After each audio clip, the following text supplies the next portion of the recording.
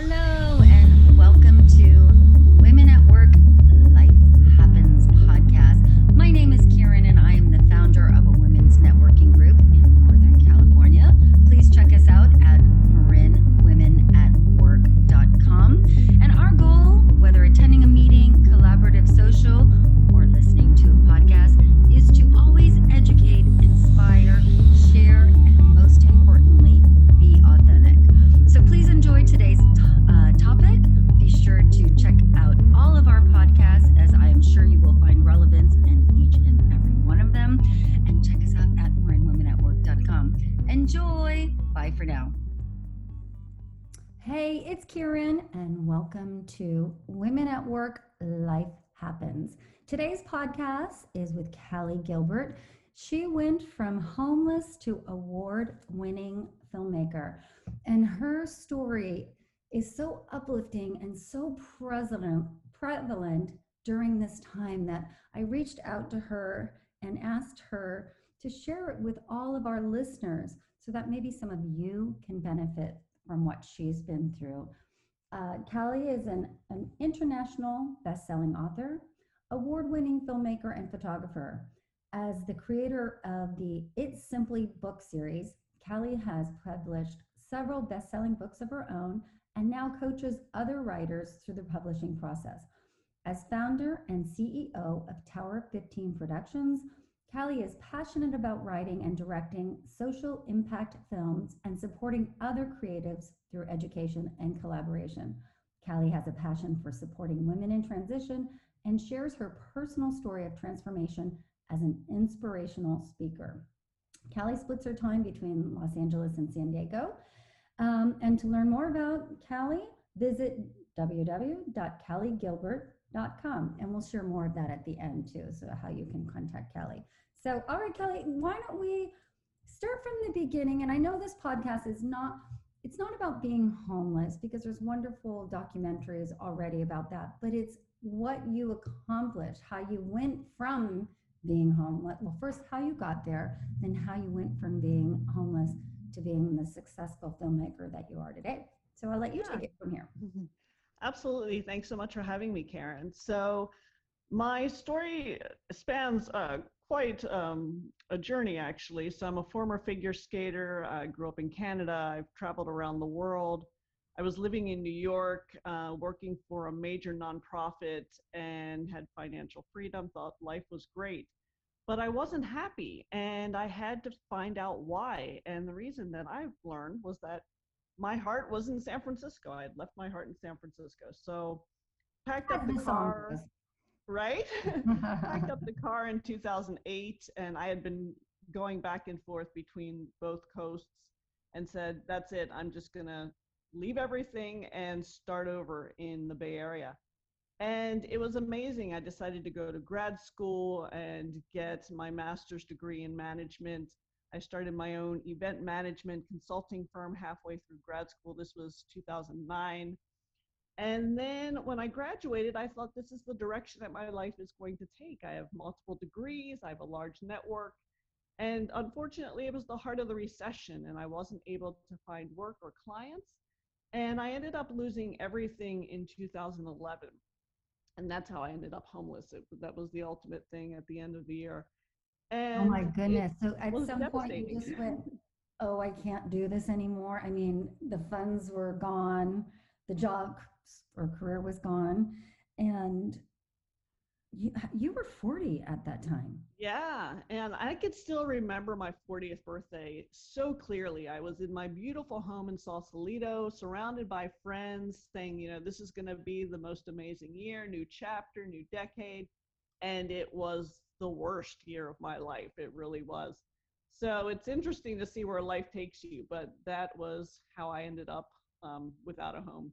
Oh my gosh. And by the way, for those that don't live in Northern California, Sausalito, if you're not familiar with it, is one of the most beautiful places in the world, not just the United States. So that had to be, I mean, here you're living amongst all this wealth, and now you're back to starting all over. And as many people are probably going to do after this past year too. And that's why I appreciate you sharing your story, because I know I know it can help others because you weren't young. You did all the right things. You had a career, you went to school, you had multiple degrees, everything was lined up. Exactly, exactly. And that was the thing. It was like, how is this possibly happening? It was like I did all the right things, right? And yet that's the thing. Homelessness can happen to anyone. It doesn't, discriminate when it comes to demographics. It can happen to anyone. And so it's really important to realize that and to look for support and not be afraid to ask for help. I think that was what was really difficult for me in the beginning because I was very independent. And so it was like, how am I supposed to ask for help when I'm used to taking care of myself? Right. Okay. So I have so many questions because this is such a big story, but you're now homeless. You don't have a house anymore. You're probably going from couch to couch, reaching out to friends.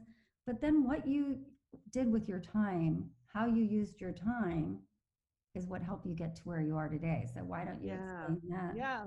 So I needed an outlet. I had lost not just my home in 2011. It started out where I miscarried a child. So I lost the child. My car Mhm. died. My relationship ended. My money ran out. And then I lost my home. So that was like the culmination of this crazy year of loss. Wow. And so I needed an outlet for that grief, for those emotions that I was feeling. And that outlet was writing. I'd been a writer my entire life, but it was just a hobby. I loved to, that's how I would express my thoughts through the written word. And so I knew that I needed to get everything that I was feeling out of me and out on paper and to somehow be able to share it. And so I started looking up self publishing and publishing a book, and I would literally go to Starbucks, our little corner Starbucks on Bridgeway, and had my little table with my laptop, and I would research everything I could about self-publishing and how to publish a book. And it was actually ironic because the day that I lost my home, I went to move into my belongings into a storage container, and the manager, when I checked in, asked my name. And when I gave him my name, he's like, "Oh, I was just reading about you." And he held up the Sausalito newspaper, and my book was on the cover of the newspaper. So it What? was like, I have no home, but my book's on the front page of the paper, you know? Oh my, So that what was a little strength rough. you have. I mean, that is just, I mean, you had to just be sitting there going, I'm sitting in Starbucks. I've lost all of this, and I'm so sorry for the loss of your child because I do know how emotional, how Thank you. devastating that is on top of everything else. Um, and how and timing with somebody commenting on your book and being on the front page. I would have loved to have seen you at that time go, is this crazy? Yeah, it was crazy. It was crazy. But the way things happened, it was interesting because I ended up getting a job at the storage container. I had met a man who was also there um, with the storage, and he ended up finding out that there was an open position, and I ended up getting a job as their caretaker and office assistant. So I ended up living in the apartment above the office, which was amazing because it was like this huge, like 1,200 square foot loft. It was massive. It had 14 windows. I mean, for an artist, it was like a dream come true. And I was able to decorate it and paint it and do whatever I wanted. So, and then I didn't even have to pay rent. The rent was actually taken out of my paychecks. I never actually wrote a rent check. And it was like a fourth of what I had been paying before I lost my home. So it was craziness the way things happened, though. So things are starting to line up. Yeah. You're homeless with a published book. You now have a free place to live, which is awesome, and Yeah. it sounds like it's gorgeous. And then how did you grow from there? Because now you're in Southern California, you're a Yeah. wood-burning Well, filmmaker. yeah, so from there I realized that I loved to do the book, so I ended up actually publishing 4 books in 1 year, and the year of 2012. And it was all about inspiration and my photography, because I'm also a photographer, all about the Bay Area. So the first book was called It's Simply Sausalito, an Inspirational Journey. And I ended up selling that book at Starbucks on, the ferry from the city to Sausalito, anywhere I could find. And the great thing about Sausalito is it's a tourist destination. So, people from all over the world were coming, and I was literally selling them this book. And it worked out where it just kind of grew from there. The next book was on the 75th anniversary of the Golden Gate Bridge, and same thing. I just kind of targeted these tourist areas and was able to start bringing in some money. And so that's how it grew. Oh my God. I mean, again, your story is so encouraging to others because yours is about writing, but you were getting, you figured out you, and we can all do this, whatever your career choice is or the direction you want to go in, it's all on the internet now. So you knew nothing about publishing and you ended up having your own books published and, tell us a little bit more about that process. Yeah, yeah, and it was interesting because like you just said, I didn't know anything. I published a magazine prior to all of this many years ago, but publishing a magazine and publishing a book are completely different animals. So I really had to learn from scratch. And what I did was I volunteered. This was, I think, the direction that kind of, or the moment that kind of set my path in the right direction was I volunteered for the San Francisco Writers Conference in February of 2012. This was when I was actually still homeless. And they're like, sure, help out, And the good thing was I had an event management background and I was also a photographer. So there were things that I was able to offer them in return for learning about the publishing industry. And it was amazing because at the end of the event, I met the founder of the conference, Michael Larson, and I explained my situation. I said, by the way, I don't have a home, and he's like, well, come to dinner with us. Let me introduce you to some people. And he really took me under his wing and taught me a lot about the publishing industry. And since then, every year I've gone back and I've volunteered. When I started having books on the market, they then invited me to come speak. And now I'm actually leading new tracks on screenwriting and filmmaking at this very conference where it all started. Oh my gosh. I mean, again, homeless, volunteering your time, owning that you're homeless to somebody, and that's what you said in the beginning, reaching out and asking people for help. And that Yeah. ended up. So then I know you're busy, so I don't want to take up all your time, but I want to get us down to, then you just had this calling to go down to Southern California.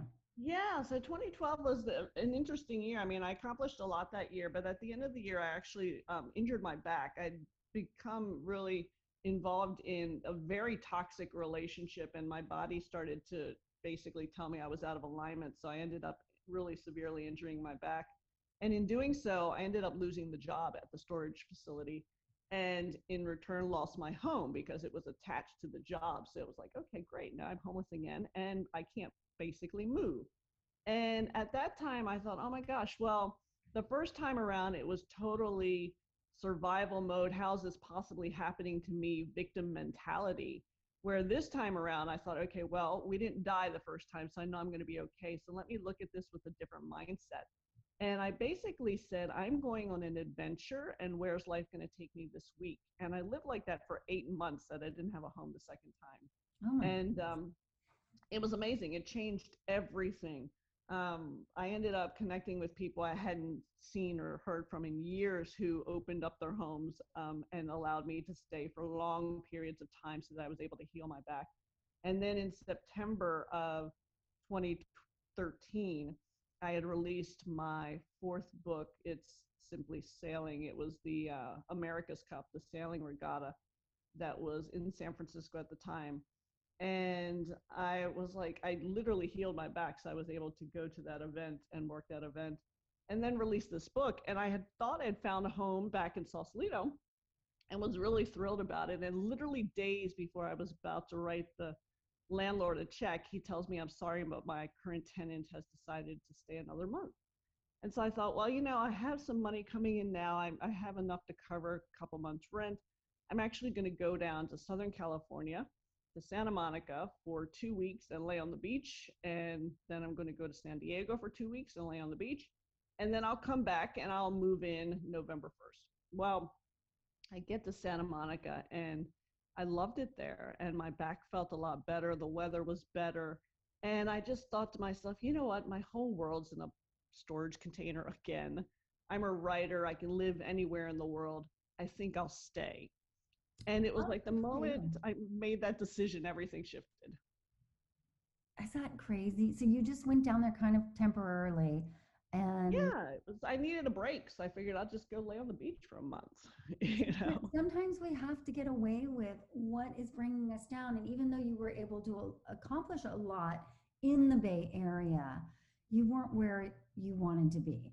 And so I Yeah, know when you landed in Santa Monica, things just went right from there. it was incredible. It was as if the universe said she's in alignment and now she can move forward. Because literally the day after I decided to move, I met Elizabeth Gilbert, the famous author from Eat, Pray, Love. And then the following day, I met my best friend and my partner. So it was like everything's just started to flow so easily. I mean, it was very effortlessly. I landed my first publishing client within a month. I had my home. I mean, it was incredible to see everything that changed. Oh my gosh. And that is a great message to so many. You know, sometimes you just got to go for it. You got to listen to the universe or uh, just your instincts, if you prefer, to make that change and take that leap of faith. As small business owners, many of us feel that all the time, whether you're in a corporate position that you just want out because you hate your job. That taking that leap of faith is difficult at best. Now, I want to talk about a couple of your books before I have notes on perception, book number 3. Yeah, so Perception is my 10th book. It's the third book in my memoir series after It's Simply Serendipity and Pearl, where I shared my personal story of transformation from homelessness to success. Perception continues the story from 2015 through my journey in LA, what happened in LA, and what led me to now being an international best-selling author. I started my own production company last year in 2019, released my first film, which is doing amazing on the festival circuit, and have made 2020 probably one of the best years of my life, where I know a lot of people are really struggling. And I truly believe that had I not experienced everything I did in 2012 and 13 and that whole transformational journey, that I wouldn't have been able to be at the place where I am now, I think, mentally, and really being able to create this ideal life, regardless of a global pandemic or whatever else is going on around me.